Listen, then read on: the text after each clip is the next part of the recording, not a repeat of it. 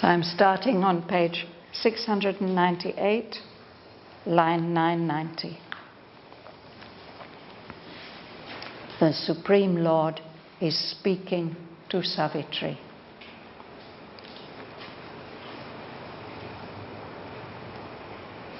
Now will I do in thee my marvelous works. I will fasten thy nature with my cords of strength.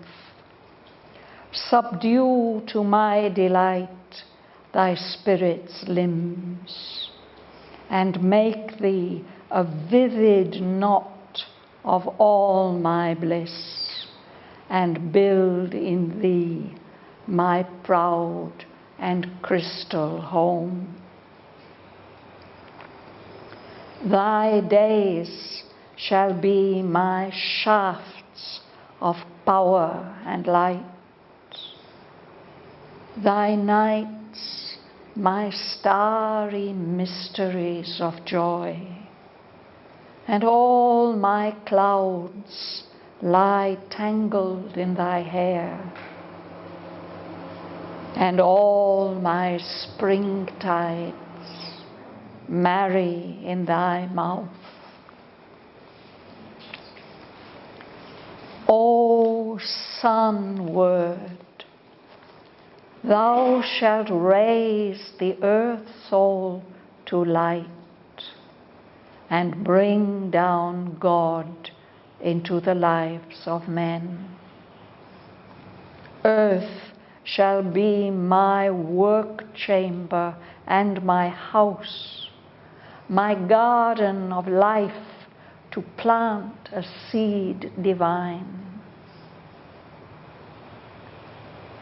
When all thy work in human time is done, the mind of earth shall be a home of light, the life of earth a tree growing towards heaven, the body of earth a tabernacle of God.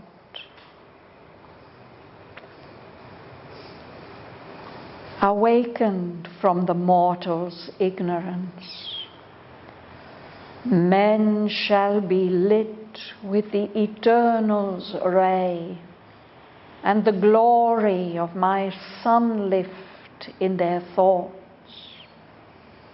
and feel in their hearts the sweetness of my love, and in their acts my power's miraculous drive.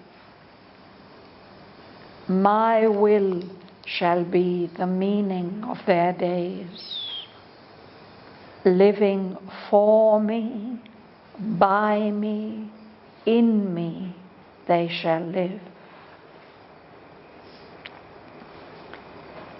In the heart of my creation's mystery, I will enact the drama of thy soul. Inscribe the long romance of thee and me. I will pursue thee across the centuries. Thou shalt be hunted through the world by love, naked of ignorance protecting veil, and without covert from my radiant gods.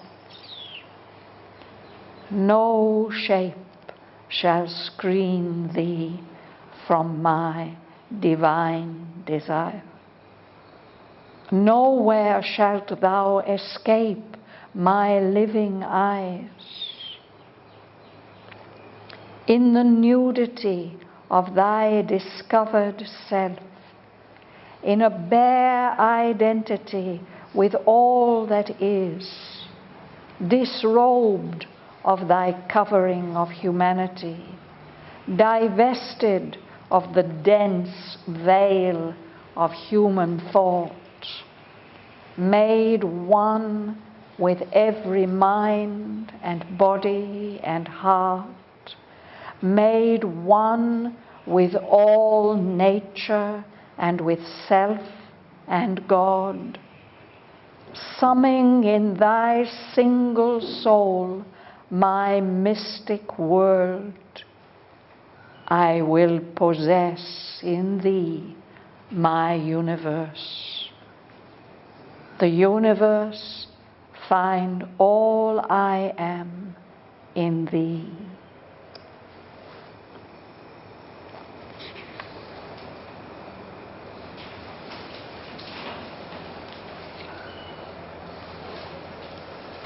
Yes, please start, Martin.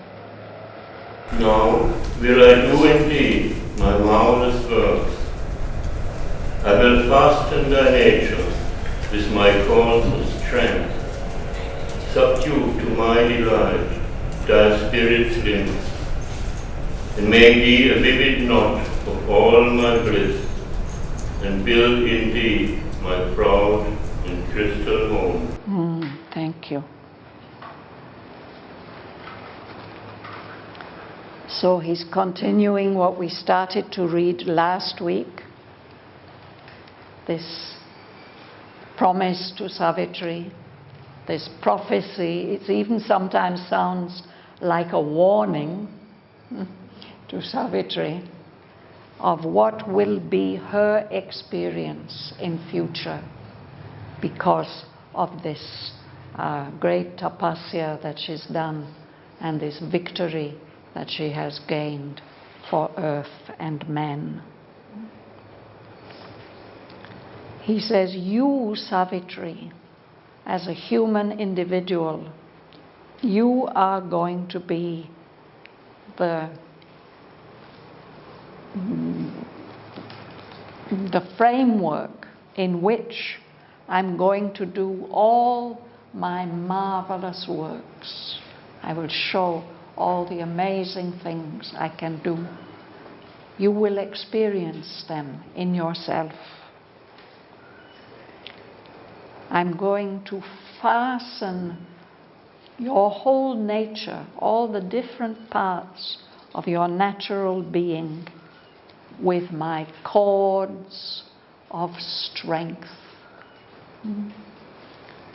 The whole nature will be linked together by this divine strength, force, power. And it's as if, he says, your spirit even has limbs, has a body, and I'm going to subdue thy spirit's limbs to my delight. I'm just going to enjoy everything through you. No? I'm going to make you a vivid knot, a point which brings together all my bliss. And I'm going to turn you into my proud and crystal home. Crystal in the sense of something absolutely transparent and pure.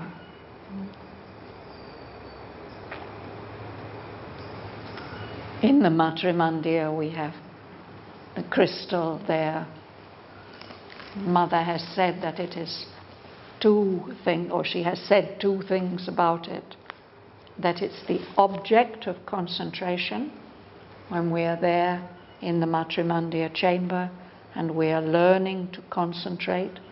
We can concentrate on that wonderful transparent globe which is receiving the light from above and spreading it through the whole room. And she says it's the symbol of the future realization. What will be the future state of mankind and the earth. So when I try to understand that, the meaning of this crystal, I think that it's so clear and transparent because every single molecule in that globe is in its correct place. There's nothing out of place, otherwise there would be a flaw somewhere. The people who made that globe, they managed to make it absolutely pure and flawless. So the future realization will be when every human being is exactly in their right place, receiving the divine light from above and spreading it out everywhere. So it's something like that he's telling to Savitri. You will be my proud and crystal home. You will be radiating my presence, my energy, my bliss and strength.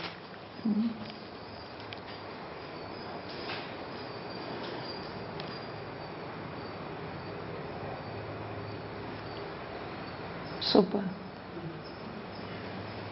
Thy day shall be my shed of power and light. Thy nights my story, mysteries of joy, and all my cloud like candle in thy hair, and all my splendid Mary in the mouth. In thy mouth. Yes. In thy. Yeah. So this is just a wonderful poetic evocation of something, no?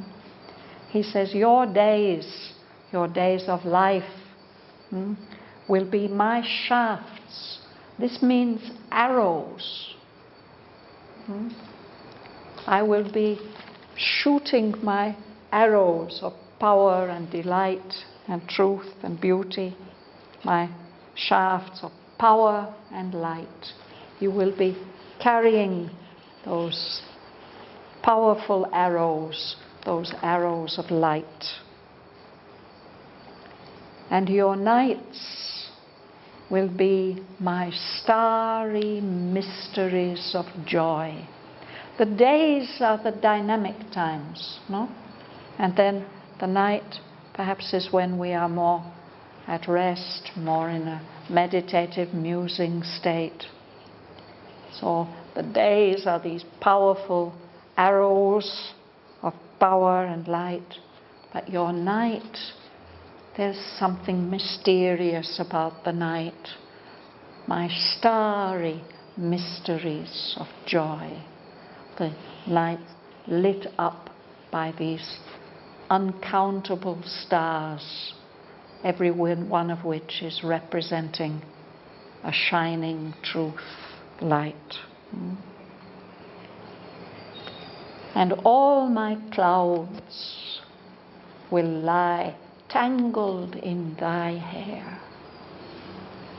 We sometimes think about a woman who has beautiful hair, that it's like a cloud around her head. Something like that. And all my beautiful clouds, they'll be there in your hair. And all my springtides marry, all the lovelinesses of spring, that fresh magical time of the spring of the year when everything is fresh and new. That all those springtides will come together in the beauty of your mouth. When he describes in this poem earlier in Book 4 the birth of Savitri, he describes the spring as being a very, very special time of year. It's a time when we get this feeling of renewal and freshness and new possibility. And he says it's a time of year when we feel the touch of the ever newness of the eternal and the transcendence. So all those qualities of springtide are going to be expressed in the beauty of your mouth. Chandra. O sun old, thou shalt place the earth soul to light, and bring down God into the lives of man. Yet shall be my work chamber and my house, my garden of life to plant the seed divine. Yes. So he calls her Sun Word. This is somehow in connection with her name. The name of Savitri is connected with the sun god, Savitr, but also of Savitri as the wife, the Shakti of Lord Brahma, the creator god. No? She represents the word of creation, the creative command that brings things into existence. You're bringing light, you're bringing creative power, he says. And through all this that you have done, you have gained the capacity to lift up the soul of the earth towards the light of the highest consciousness. And at the same time, you've got the power to bring God down into the lives of men so that their life can become a divine life.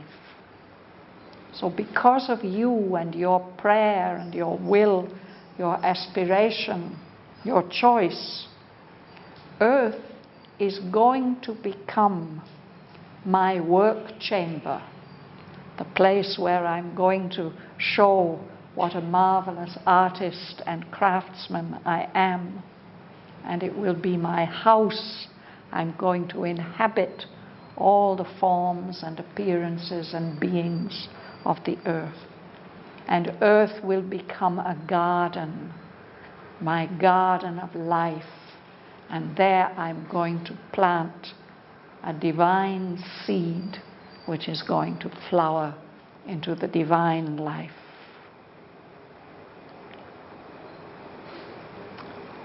Chandra, this in word line 1000, we've got bring down God into the lives of men.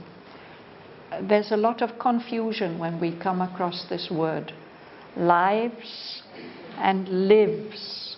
The spelling is the same, no?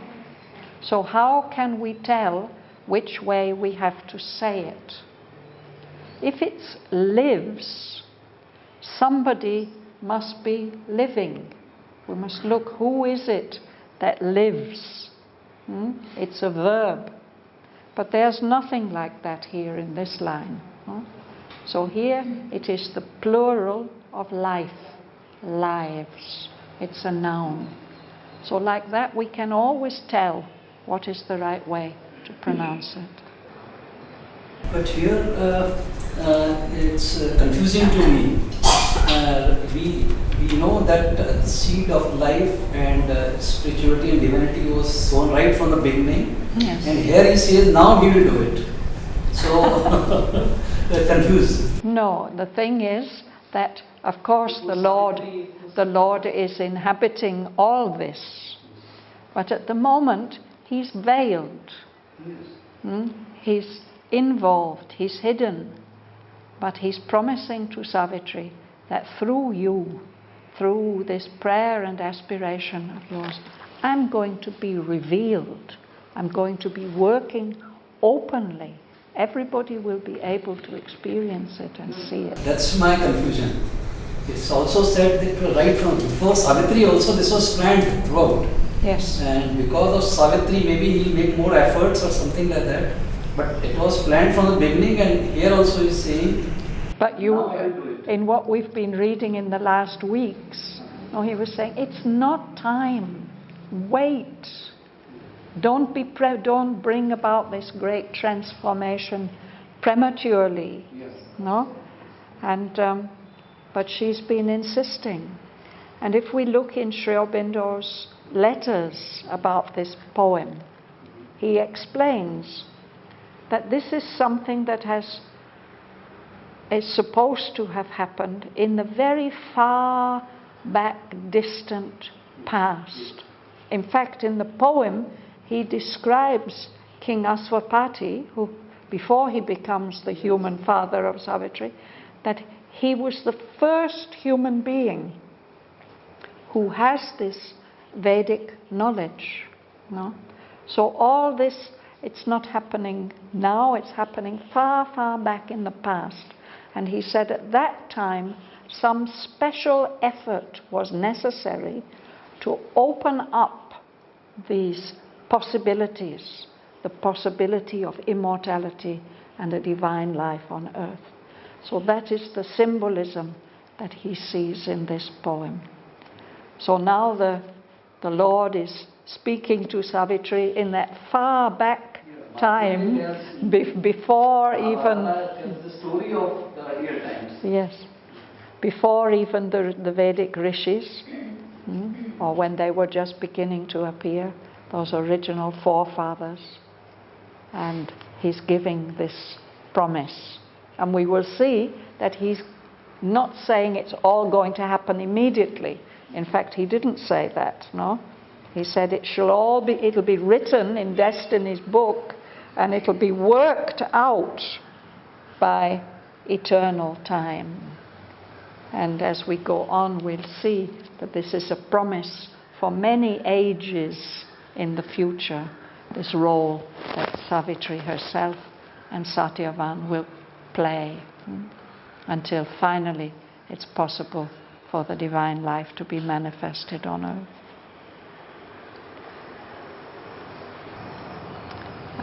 Dana, yes. When all thy work in human time is done, the mind of earth shall be a home of life. The life of earth, a tree growing towards heaven. The body of earth, a tabernacle of God. Yes. So when all your work in human time is done, that doesn't mean in just one lifetime. In many, many, many lifetimes. When your work is complete, after all the millennia, the mind of earth, the earth consciousness, instead of being not only ignorant but even nescient, it will be a home of light. And the life of earth will be like a great tree, always growing and growing and growing, spreading its branches and its leaves towards heaven. And the body of earth, the material body of earth, will be a shrine for the divine, in which he will be revealed and worshipped. Leela. Awaken from the mortal's ignorance, men shall give it with the eternal sway, and the glory of my Son lift in their thoughts, and feel in their hearts the sweetness of my love, and in their acts my power's miraculous drive. Yes. So he says men, human beings, maybe even not just some men, maybe most men, will feel that light of the eternal filling their consciousness, their thoughts, the glory of my sun lift, as if the sun has such power to lift their thoughts up. And they will feel in their hearts not just human love, but the sweetness of divine love. And they will feel in their action that it is the divine who's acting through them. My power's miraculous drive, able to achieve things which ordinary human beings can't achieve unless the divine force works through them.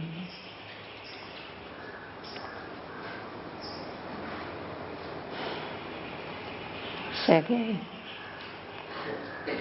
My will shall be the meaning of their days, living from me, by me, in me they shall live.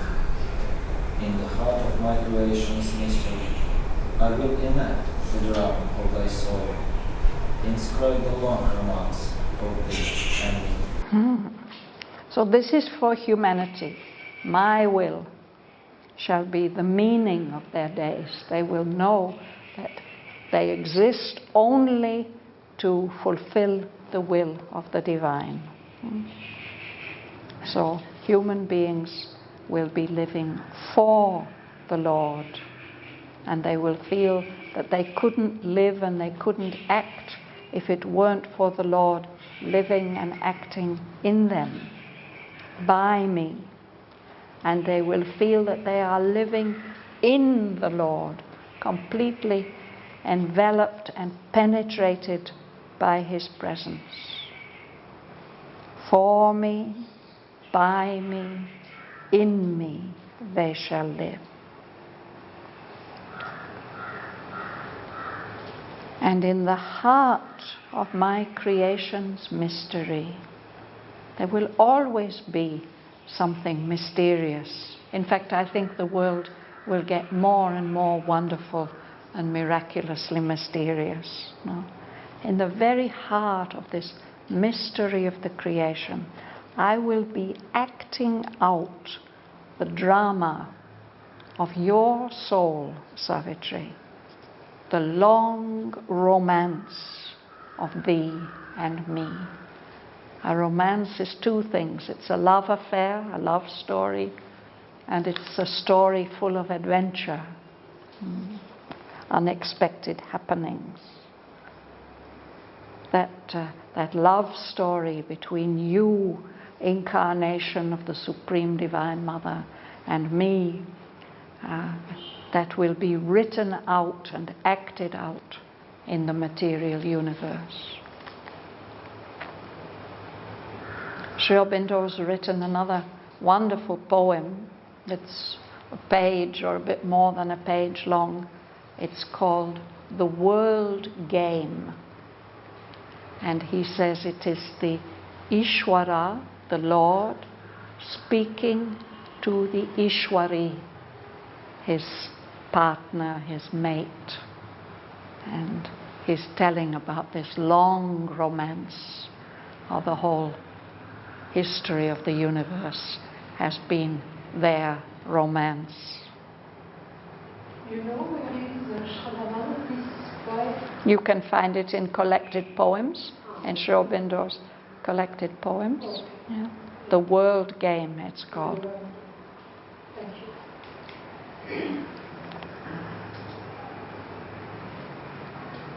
you. You can read Ganga Lakshmi. I will take you across to Santa Mary's. Sanctuary. Thou shalt be hurted through the world by love, naked of ignorance, protecting veil, and without cover from my radiant words. Yes. So you won't be able to escape me. I will be hunting you and following you through all time. You'll be hunted through the world by love. And there'll be nothing to protect you, no thick veil of ignorance, no? This protecting veil that enables us not to notice that the Lord is with us all the time. And without covert, there'll be no covering, hiding you from my radiant gods, all the universal powers with their powerful light.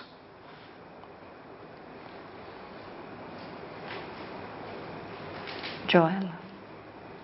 No shape shall screen thee from my divine desire, nowhere shall thou escape my living eyes.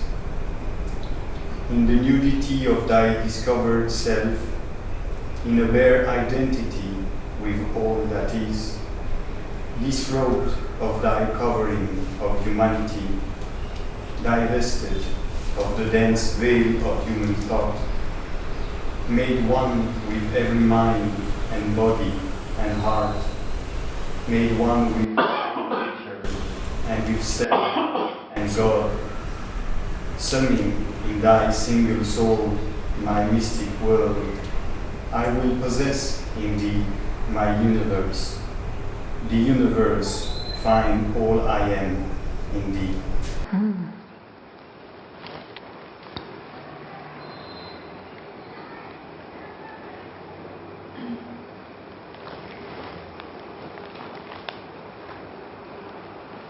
So whatever shape or form you take, it won't hide you, it won't screen you from my divine desire to possess you. You won't be able to escape my living eyes anywhere, ever. You have discovered yourself, he says. You've become naked in that sense. There's no covering or protecting ignorance. And because of that you've discovered who you really are, actually you are identified with, you feel and experience your oneness with everything that exists. You're no longer just a human being in this disguise. You'll be disrobed. That robe, that disguise will be taken away. And this very heavy, dense veil of human thought, of human mentality, will be taken away from you. No? You will experience your oneness with every mind and body and heart. You will feel your oneness with all nature, with the one divine self, and with God. In your soul, your single soul, you will be summing up the whole of my mystical world.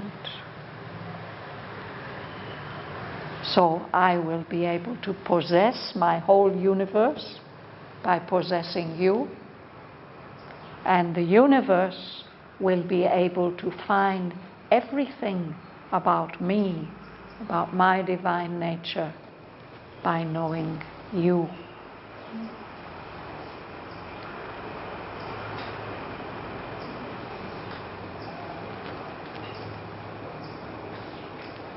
When we read in the Life Divine, as we are doing now on Wednesdays, and Sri Aurobindo is describing for us the state of the supramentalized consciousness.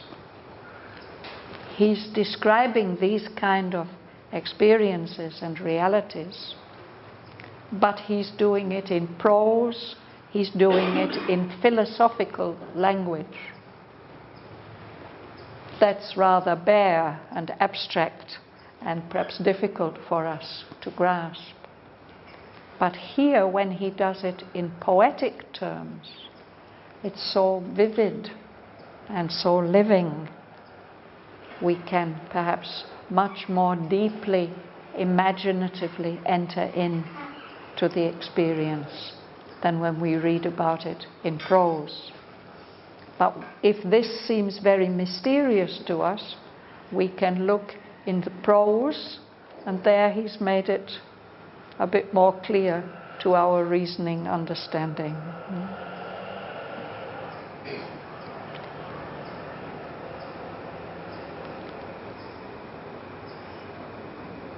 Is that Kamala sitting at the back? Yes. Thou shalt bear all things that all things may change. Thou shalt fill all with my splendor and my bliss. Thou shalt meet all with thy transmitting soul. I think you stop there, Kamala. So thou, you, Savitri, are going to have to bear everything, all the difficulties, all the sufferings, and also all the intense delight.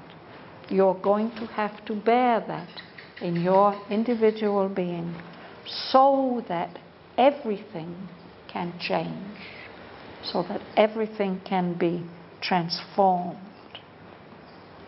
you will fill all experience and everything with my splendor and my bliss.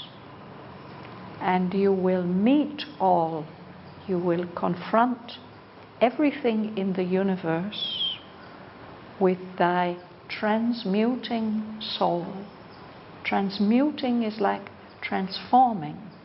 You'll be able to meet all that suffering, all that enmity, whatever there is, the whole range of experience in the universe, and you will be able to change it, to transmute it into splendor and into bliss.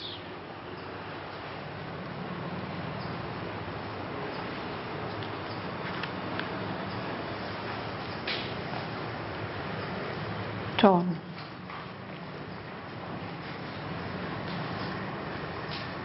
Assailed by my infinitudes above and quivering in immensities below, pursued by me through my mind's walless vast, oceanic with the surges of my life, a swimmer lost between two leaping seas, by my outer pains and inner sweetnesses, finding my soul, my joy, in my opposite mysteries. Thou shalt respond to me from every nerve. This is a physical experience he's describing. Assailed, attacked by those powerful infinitudes above, and quivering with the intensity of experience in all these immensities, these vastnesses below in the creation, being pursued by me through everything that my mind can conceive of, this wall-less vast, and feeling yourself like an ocean, oceanic, with the surges of my life, the powerful waves of feeling and emotion, no? All the life urges and experiences. You will be like a swimmer, swimming in that ocean, in that wall-less vast. And you will be swimming, lost between two leaping seas, two really very powerful seas. On the one hand, in nature, in the universe, in the immensities of the creation, you will be feeling my outer pains, all the pangs and sufferings and clashes and discordances of the outer nature. And at the same time, you'll be swimming in the ocean of my inner sweetnesses. And you will be finding the kind of joy that I feel in my opposite mysteries, the mysteries of the outer pains and the inner sweetnesses.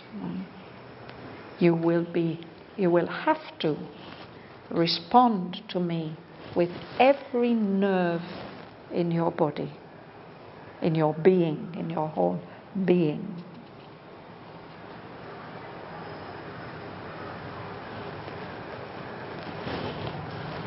Vani. Your vision shall compel thy coursing breath. Thy heart shall drive thee on the wheel of works. Thy mind shall urge thee through the flames of thought to meet me in the abyss and on the heights, to feel me in the tempest and the calm, and love me in the noble and the wild, in beautiful things and terrible desire. Yes.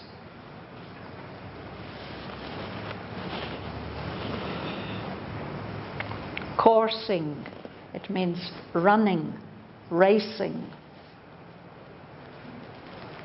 So your prana, your life energy, will be very dynamically impelled all the time by a vision, a power of vision. Your heart, the feelings of your heart, will drive you on the wheel of works. You won't be able to live in calm and peace. You're going to have to live a very, very dynamic experience constantly because of the way that your heart connects you to everything in the universe. Your mind will be driving you dynamically, urging you through the flames of thought. Also a very powerful kind of thought energy.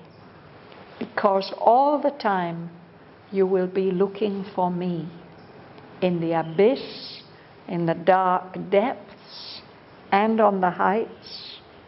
And you will be feeling me in the tempest, in the terrible, powerful storm, and in the calm, when there's no storm, when everything is peaceful and beautiful. And it's me you will be loving, and you will be loving me in the noble, in the great and heroic and beautiful souls, and also in the vile, the darkened, mean, petty, miserable beings. You will see me in all of them. You will be desiring me in beautiful things and in terrible things equally. Desire is not for, terribly is not for desire. Yes, no, in beautiful things and terrible. Yes, you will desire me. No, it's parallel with love in the previous line. You will desire me in beautiful things and in terrible things. Yeah.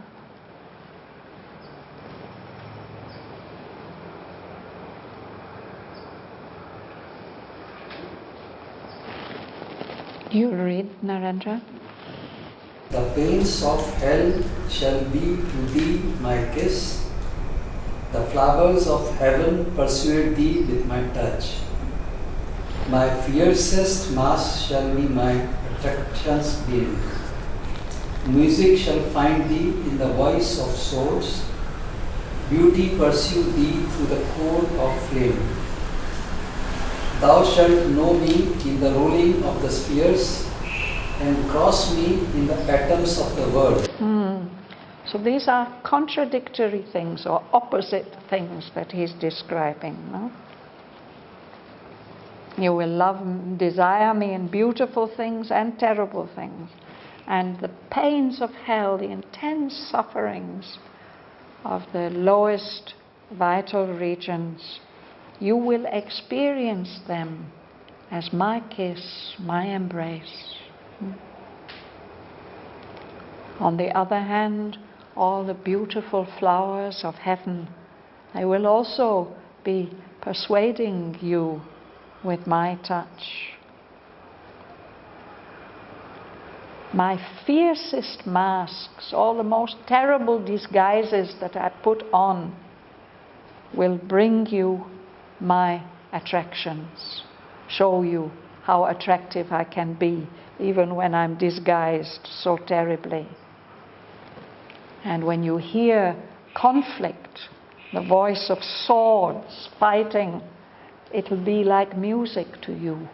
You will hear the beauty and the music even in that conflict.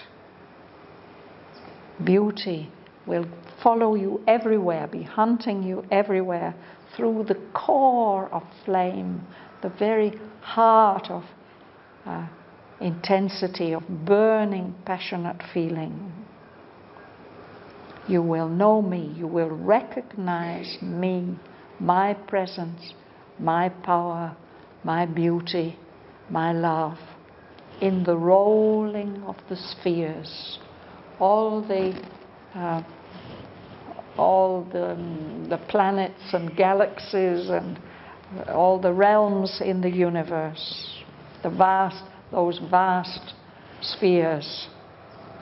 But you will also meet me, you will come across me in the atoms of the world.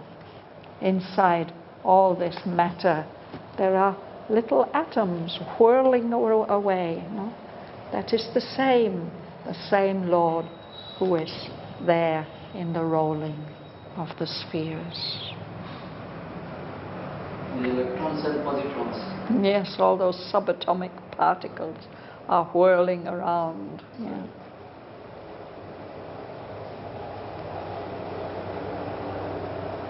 This is mystical poetry at its highest pitch. I told you, now we reached the climax of the poem. It's something unique. You will not find poetry like this anywhere else. For the time being, we don't know about the future.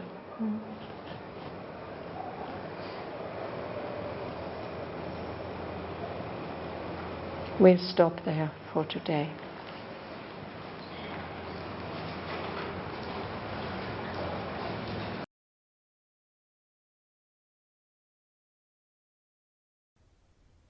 Now will I do in thee my marvelous works.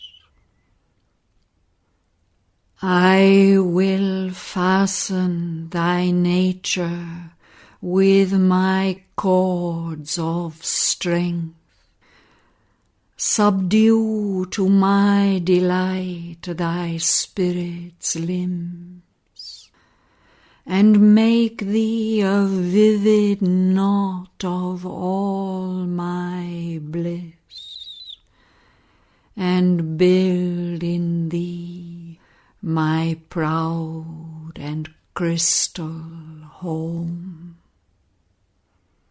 Thy days shall be my shafts of power and light, thy nights my starry mysteries of joy, and all my clouds lie tangled in thy hair, and all my springtides marry in thy mouth.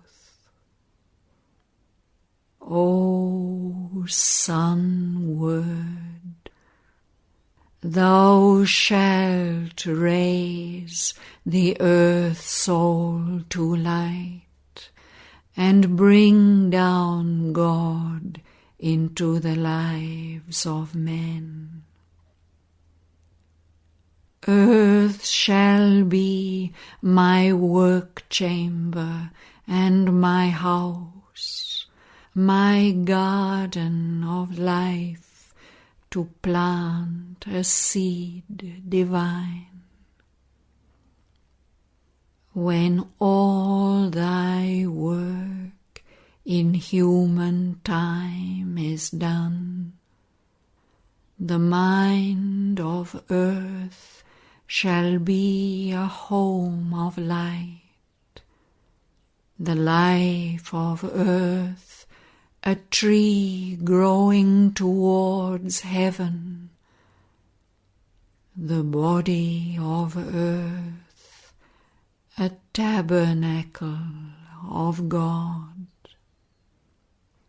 Awakened from the mortal's ignorance, men shall be lit with the eternal's ray, and the glory of my sun lift in their thoughts, and feel in their hearts the sweetness of my love, and in their acts my power's miraculous drive. My will shall be the meaning of their days. living for me, by me, in me they shall live. In the heart of my creation's mystery, I will enact the drama of thy soul, inscribe the long romance of thee and me. I will pursue thee across the centuries. Thou shalt be hunted through the world by love. Naked of ignorance protecting veil, and without covert from my radiant gods. No shape shall screen thee from my divine desire. Nowhere shalt thou escape my living eyes.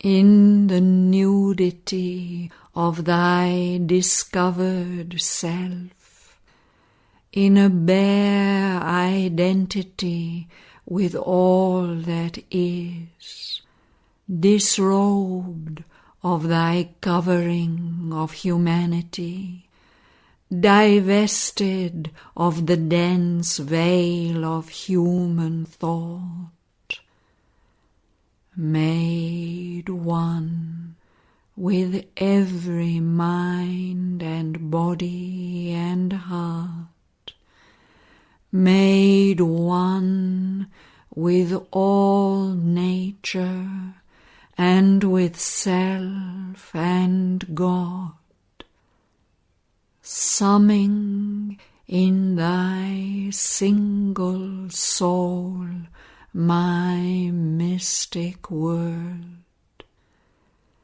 I will possess in thee my universe.